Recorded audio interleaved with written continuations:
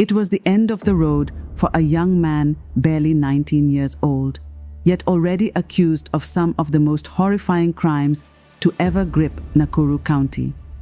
His name, Ezekiel Sakwa Mwangi. To some, just another face in the crowd. To investigators, a phantom who had haunted the maize plantations, back streets, and villages of Rongai sub-county. To grieving families, a monster who stole innocence, lives, and peace. August 2024. The Directorate of Criminal Investigations breaks the news. The elusive suspect, linked to a string of brutal murders, had finally been caught. A community sighed in relief. But beneath that relief lurked darker questions. Who was Ezekiel Sakwa? How did a teenager allegedly transform into a cold-blooded killer? And, most haunting of all, how many lives had he really taken? Hello and welcome back to Murder Mystery Kenya, your home for the deepest, most gripping true crime and mystery stories from right here in Kenya and beyond. First, a huge thank you to all our amazing subscribers. Your support means the world to us. Every like, every comment, and every share helps keep these incredible stories alive. If you're new here, karibu sana. Make sure to hit that subscribe button, like the video, and drop a comment below. We'd love to hear your thoughts and theories. Your support helps us dig deeper, uncover the truth, and tell even more chilling stories you won't find anywhere else. Now, let's dive into today's mystery. Rongai, peaceful, hard-working, unassuming. It is here, in this patchwork of farmland and rural towns, that the shadows of unspeakable crimes took root. For years, whispers had spread across Nakuru County. Unexplained disappearances, bodies found in maize plantations, women lured into silence, children never making it home.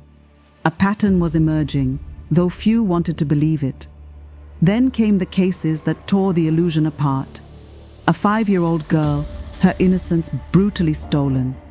A young mother, her life extinguished with blunt force.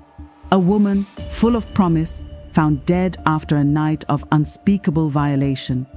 These were not random tragedies. They were connected by a hand the police would soon call a serial killer.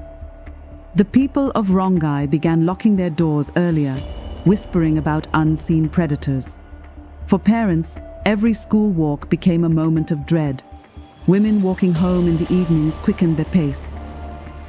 And farmers, once proud of their sprawling maize plantations, now found them transformed into crime scenes.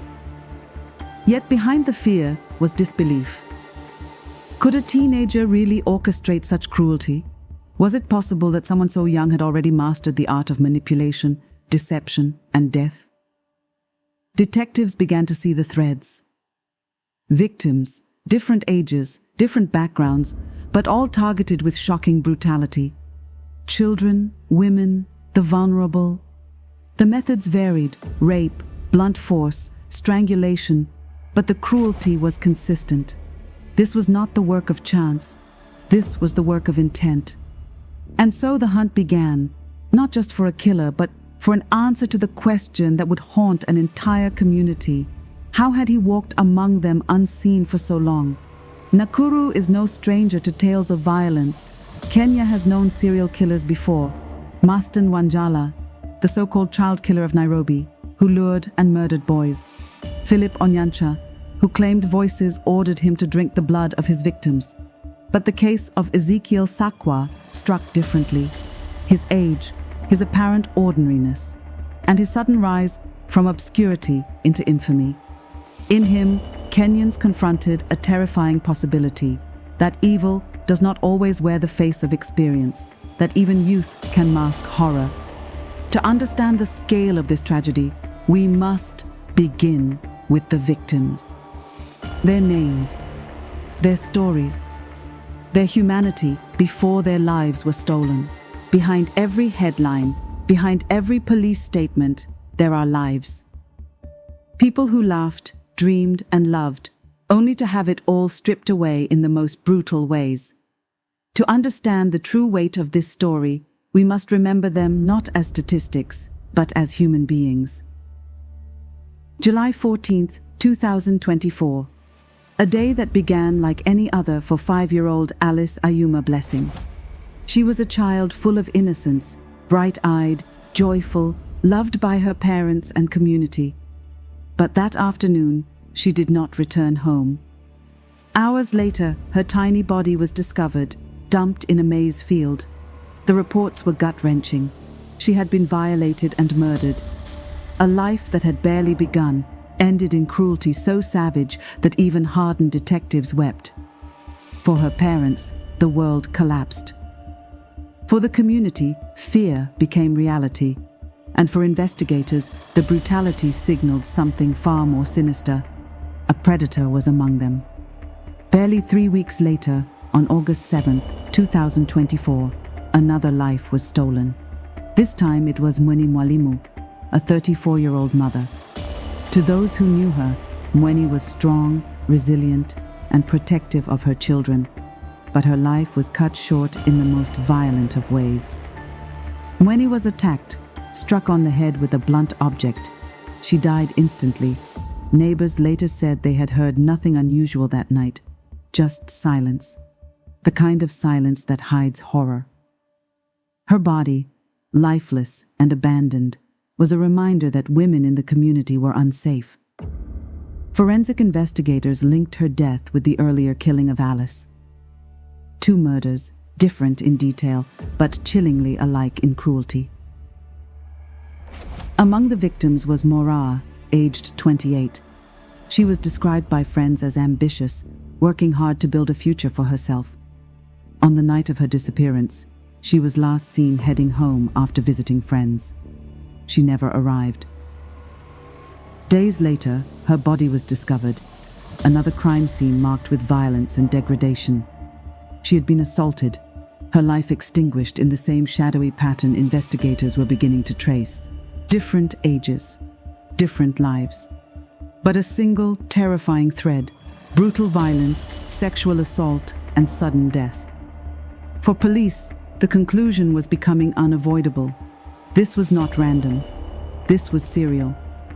Each victim's story revealed the same truth. Someone in Nakuru was hunting the vulnerable. And unless he was stopped, there would be more. She was my baby. How can I live without her? Alice's mother whispered through tears. For Mweni's husband, the words came slowly. We were building a future. Now it is gone. Just like that. Grief spread like wildfire. But grief soon gave way to anger. How could such horror go unanswered? Why had it taken so long for authorities to connect the dots? Across Kenya, outrage mounted. Parents demanded answers. Human rights groups called for urgent police action.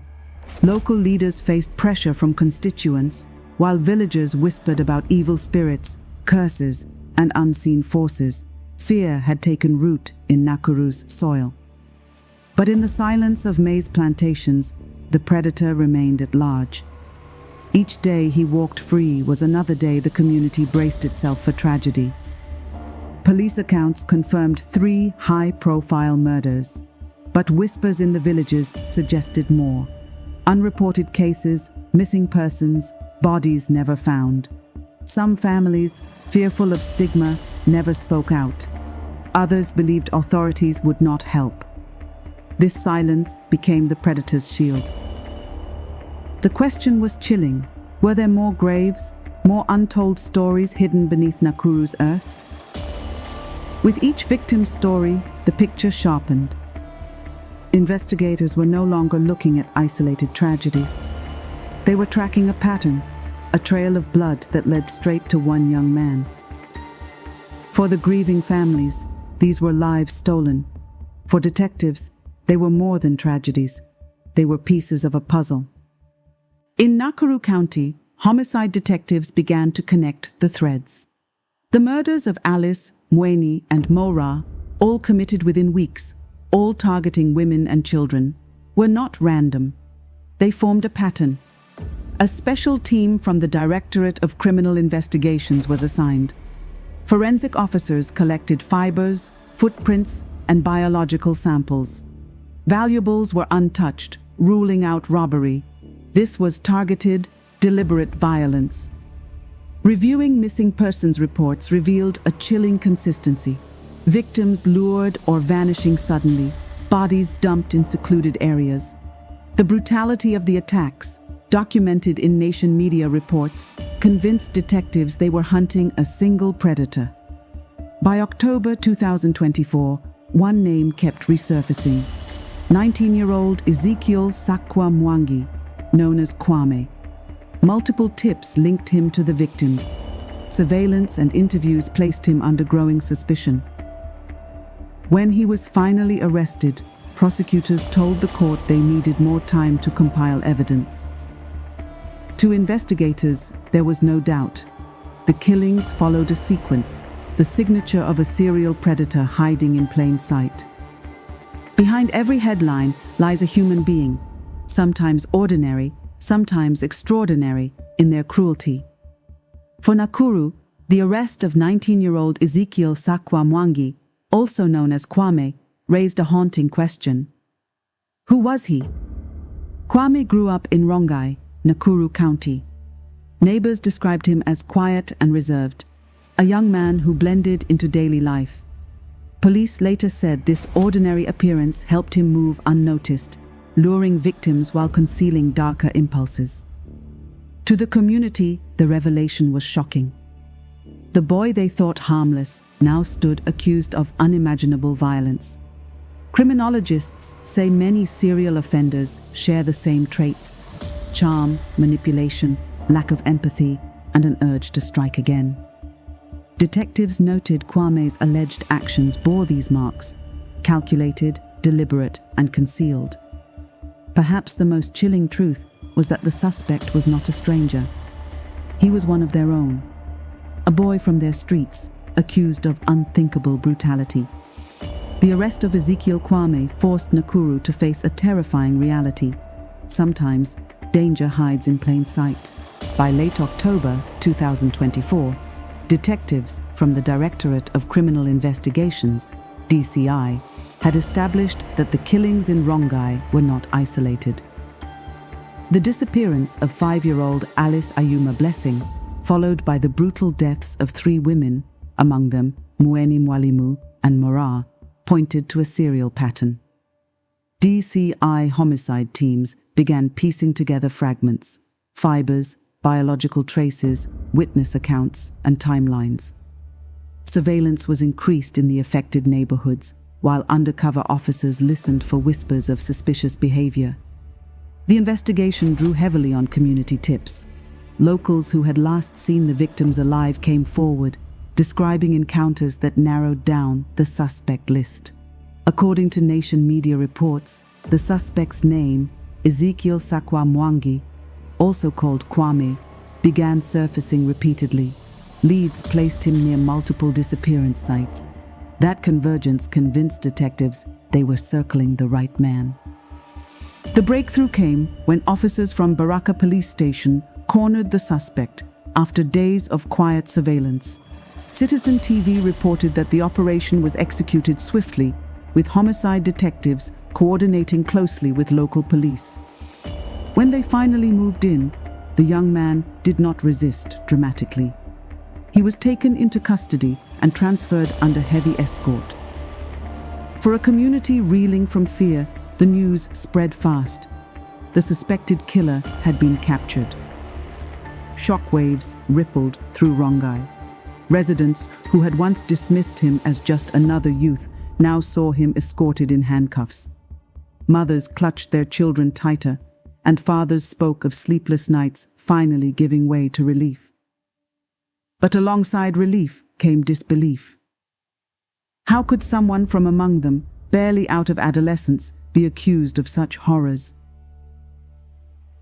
Shortly after his arrest, Ezekiel Sakwa Mwangi was arraigned in a Nakuru court. Prosecutors presented him as the prime suspect in the murders of 3 women and 1 child.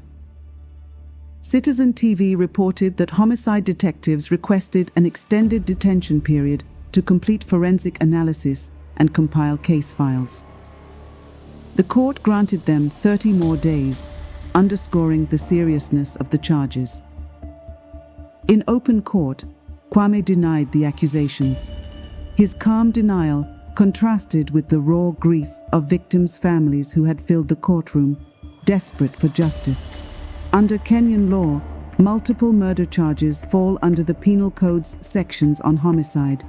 If convicted, the sentence is severe, life imprisonment or the death penalty, though in practice, Kenya maintains a moratorium on executions. This framework meant the trial would not only test the evidence, but also the resilience of Kenya's justice system in handling serial killings. The legal process had begun, but for Nakuru, the scars remained.